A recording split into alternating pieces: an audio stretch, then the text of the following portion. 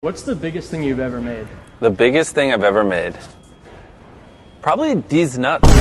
When Jimmy told me about Deez nuts, I knew it was going to be huge. When Jimmy first told me about Deez nuts, I thought he was crazy. I love Deez nuts.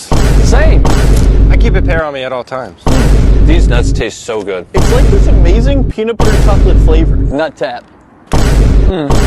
That's good nuts. You have to try Deez nuts.